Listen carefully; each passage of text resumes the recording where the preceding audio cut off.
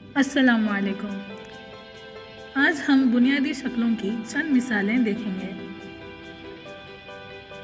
मुरब्बा। मुरब्बे में चारों ज़िले और आइसें मुसावी होती हैं।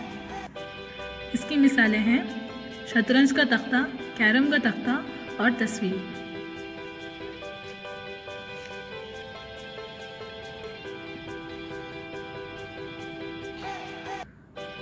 मुस्ततिल।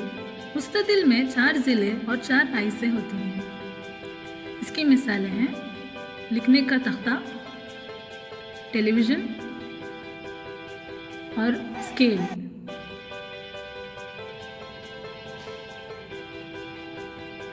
मुसल्लस। मुसल्लस में 3 ज़िले और 3 राइसें होती हैं। पहला, इसकी मिसालें सेट स्क्वायर, पिज़्ज़ा और सड़क का निशान। दायरा। दायरे में कोई ज़िले या राइसें नहीं होते। इसकी मिसालें हैं रिखाबी, घड़ी और रोटी।